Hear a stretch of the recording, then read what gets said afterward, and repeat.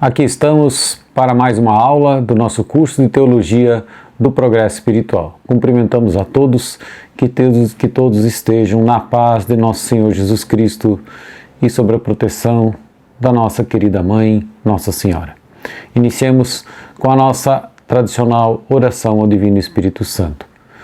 Divino Espírito Santo, amor do Pai e do Filho, inspirai-me sempre o que devo pensar, o que devo dizer, o que devo calar, o que devo escrever, como devo fazer para obter a vossa glória, o bem das almas e minha própria santificação. Glória ao Pai, e ao Filho e ao Espírito Santo, como era no princípio, agora e sempre. Amém. Antes de mais nada, vamos complementar a questão dos dons do Espírito Santo e sua função na oração contemplativa. É sobretudo na contemplação infusa que os dons do Espírito Santo exercem função importante. Quando estão bem desenvolvidos, eles dão à alma, à pessoa, à alma que os recebe, uma docilidade muito grande, que a torna capaz, que a habilita à contemplação mística. E, sobretudo, os dons de entendimento e sabedoria deixam o nosso intelecto, a nossa inteligência penetrante e o nosso amor ardente, o nosso amor para com Deus. E preparam a alma, assim, para a contemplação, já antes mesmo de estarem plenamente desenvolvidos, já vão preparando com essa penetração espiritual, com esse amor mais ardente que eles desenvolvem na alma. As faculdades superiores, as nossas faculdades superiores, o intelecto e a vontade, são aperfeiçoadas e transformadas por essas virtudes teologais e pelos dons conjuntamente, as virtudes e os dons, como a gente viu, levando as virtudes à sua perfeição. E quando postas em exercício essas nossas faculdades por uma graça operante, uma graça especial de Deus, dão origem àquilo do qual brota a contemplação, dão origem à própria contemplação. Então, os dons são como que enxertados nas faculdades superiores, no intelecto e na vontade. E essas faculdades, juntamente com os dons, concorrem as duas, sem divisão, para o mesmo ato, o ato contemplativo. E os principais dons que já falamos que concorrem para isso são os de sabedoria, entendimento e ciência. Alguns autores vão excluir o dom de ciência, deixando apenas sabedoria e entendimento. Principiando o assunto propriamente dito da aula de hoje, que é a contemplação infusa, nós já falamos que há um progresso de uma oração de simplicidade, a oração de recolhimento passivo e a contemplação infusa propriamente dita. A oração de simplicidade nós vimos lá na videoaula 44, que é já uma disposição para a contemplação infusa. Essa oração de simplicidade ou de simples olhar põe a alma num estado no que torna muito atenta já às moções da graça, fica muito dócil ao Espírito Santo. Então dispõe a alma à passividade que é necessária para se entrar na contemplação infusa. Isto é, para que Deus se torne o único Senhor do seu interior, que age nela mais intensamente. Então, nesse estado de passividade, a alma trabalha menos e Deus age mais poderosamente nela, Deus opera mais poderosamente nela. Há como que uma certa continuidade entre a oração de simplicidade, de simples olhar, a oração de recolhimento passivo e a contemplação infusa. Só que na contemplação infusa há uma intervenção direta do Espírito Santo. É um dom gratuito, uma graça especial que não é simplesmente a graça ordinária. São Francisco de Sales vai dizer sobre a contemplação infusa: é uma amorosa, simples e permanente atenção do Espírito às coisas divinas. Já também o Papa Bento XIV fez uma definição da contemplação e ele vai dizer: é uma simples visão intelectual das coisas divinas, acompanhadas de um amor deleitoso que procede de Deus, que por sua vez move de um modo especial a inteligência ao conhecimento e a vontade a amar as coisas divinas, e contribuem para esses atos os dons do Espírito Santo de entendimento e sabedoria, iluminando o intelecto com viva luz e abrasando a vontade em amor. o padre Tanqueray vai dizer que essa definição do Papa Bento XIV é muito completa, porque aborda tanto as virtudes como os dons do Espírito Santo e a concorrência dos dois, e para mim procede de uma graça especial de Deus. No entanto, ele diz que essa definição do Papa se restringe à contemplação deleitosa e ele entende que existe uma contemplação árida. E por isso o padre Tanqueray vai definir a contemplação como uma simples visão afetuosa e prolongada de Deus e das coisas divinas, sob o influxo dos dons do Espírito Santo e de uma graça atual especial que se apodera da alma, fazendo-a operar mais passiva que ativamente. Então estão caracterizadas aí a graça especial que se apodera da alma, que faz-a operar mais passiva do que ativamente, e essa questão da simples visão afetuosa e prolongada. Não é apenas um relance, mas um certo período em que a pessoa realmente está nessa disposição contemplativa. Qual é a função de Deus, então, na contemplação? Na verdade, é Deus quem chama a alma à contemplação. Todos os místicos unanimemente afirmam que ela é um dom essencialmente gratuito. Santa Teresa vai dizer: não se pode alcançar nem por indústria, nem por esforço, mesmo que muito se trabalhe para isso. Mas, no entanto, ela complementa: quanto a dispor-se para tal, de fato pode ser feito e, sem dúvida, é uma grande coisa. Então, a alma pode criar as disposições interiores para receber a graça, mas a graça propriamente dita é algo gratuito de Deus e depende da vontade de Deus. E São João da Cruz vai dizer que a alma nada faz, limita-se a consentir livremente no trabalho de Deus, sob o qual se comporta como paciente. Limita-se a Senhor, se eu quero que tu age, consinto que age em mim, ela é apenas paciente. Santa Teresa ainda vai dizer: de degrau em degrau o Senhor vai levando essa avezinha, nós mesmos, que ela se refere como avezinha, e pondo-a num ninho para que descanse. Também é Deus que escolhe o momento, o modo e a própria duração do ato contemplativo, da contemplação. Está tudo dentro da sabedoria divina e da vontade de Deus. Deus produz ao mesmo tempo, com a contemplação, conhecimento e amor. Um conhecimento que, sem deixar de ser obscuro, fere vivamente a alma porque é quase experimental.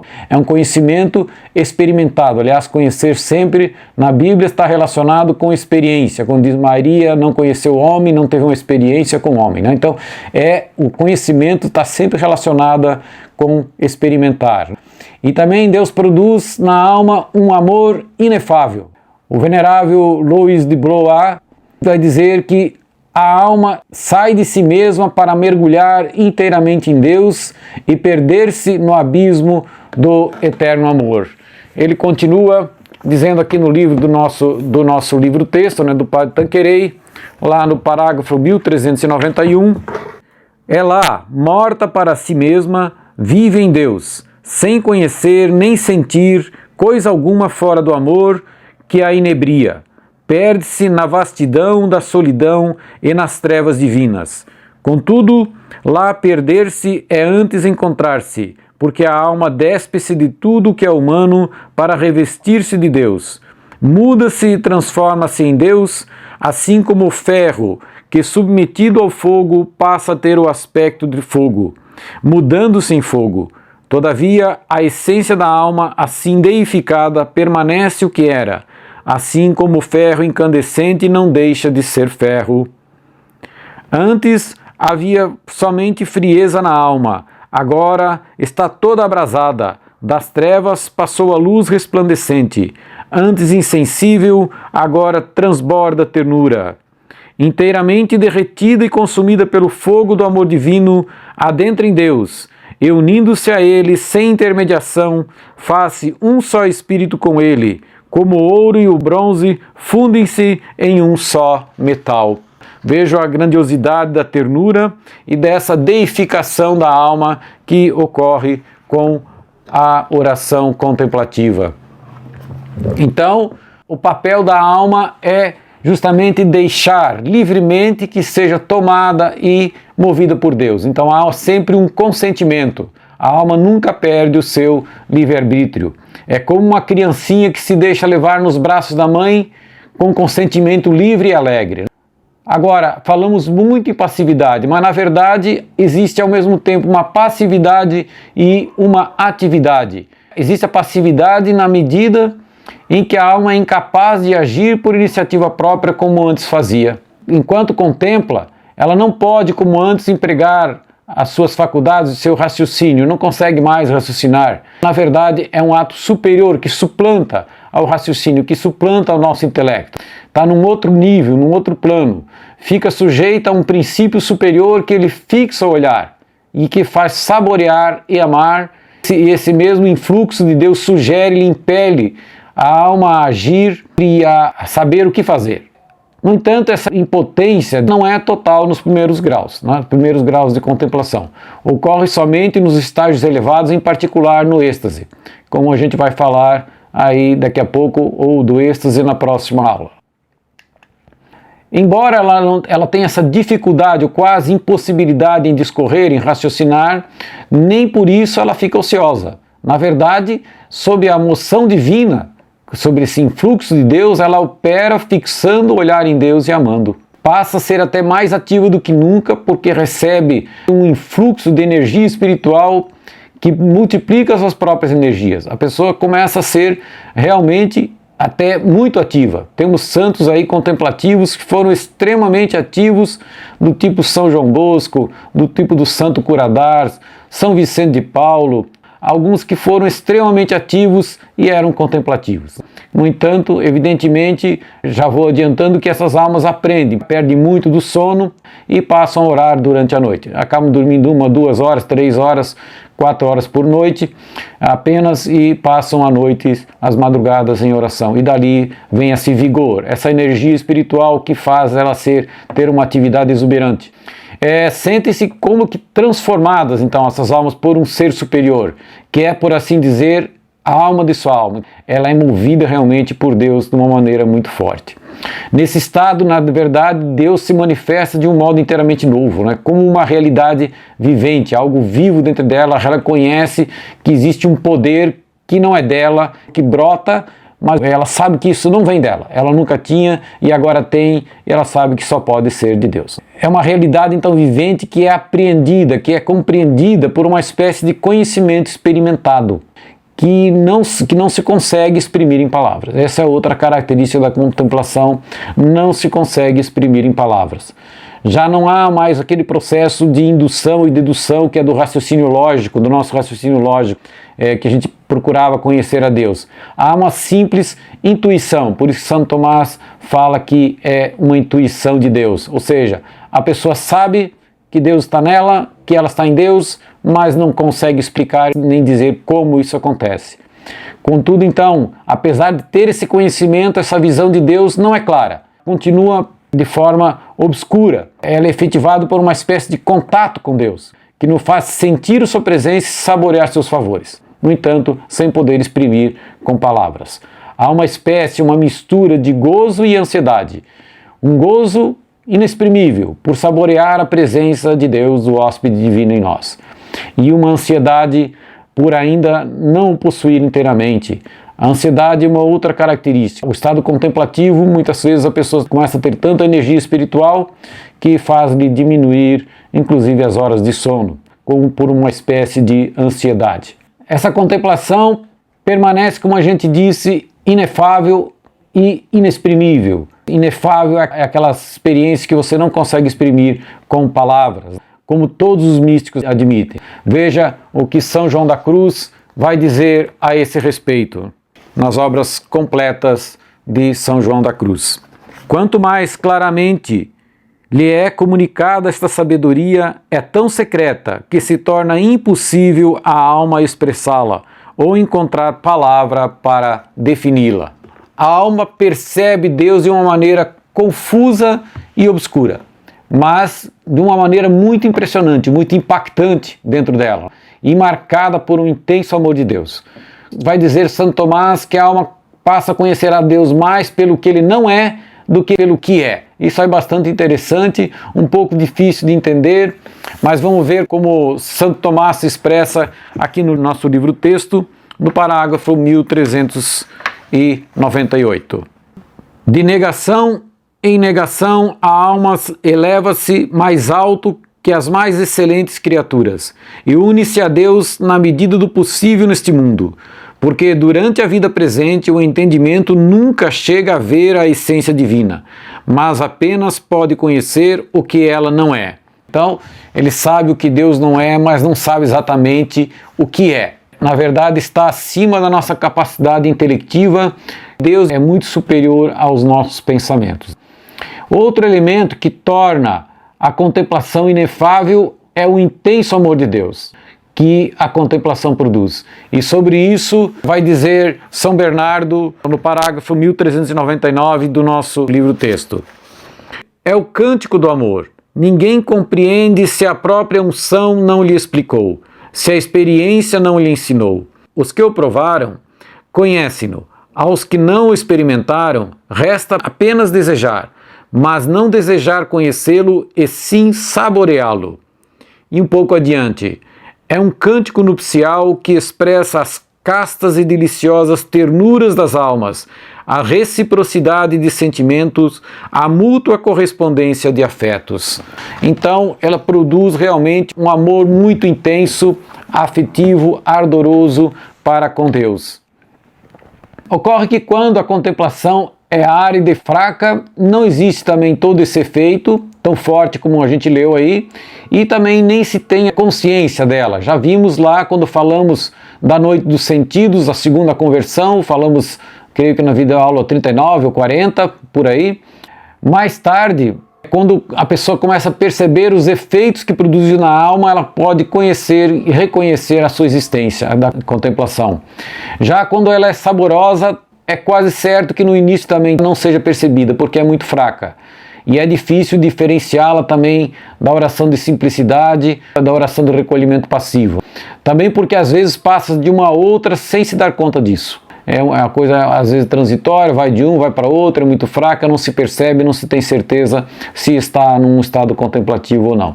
Contudo, claro, quando se torna intensa, passa-se a ter consciência da existência da contemplação. Bom, as vantagens da contemplação. Com a contemplação, a alma une-se ainda mais a Deus. Por isso que se chama via unitiva. Ela conduz a uma união mais forte com Deus. Deus é mais glorificado. A alma experimenta sua infinita transcendência. Essa experiência de Deus, experimentada dentro de si, essa transcendência intensifica muito a nossa fé. E também a contemplação santifica mais a alma. Traz à alma tanta luz, tanta virtude, tanto amor, que chamam a contemplação de atalho para a perfeição. Produz um amor ardentíssimo, conforme São João da Cruz é caracterizado por 3 qualidades especiais esse amor ardente. A alma absorve-se em amor a Deus e Deus entrega-se à alma com grande veemência. Então há aquele dom mútuo que já falamos em outras oportunidades. Ama a Deus pelo que Ele é e não porque Ele é bom para ela.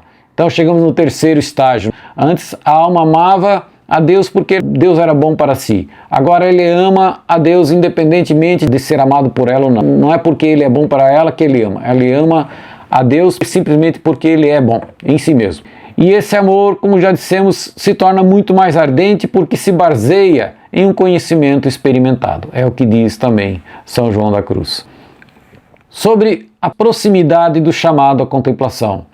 Como é um dom gratuito de Deus, Deus concede a quem quer, quando quer e como já falamos. Contudo, normalmente concede somente às almas bem preparadas, as que já se exercitaram, já se purificaram dos pecados mortais, até dos veniais deliberados, e estão firmemente no caminho de Deus. São João da Cruz, então, descreve 3 sinais que indicam estar próximo esse momento da contemplação.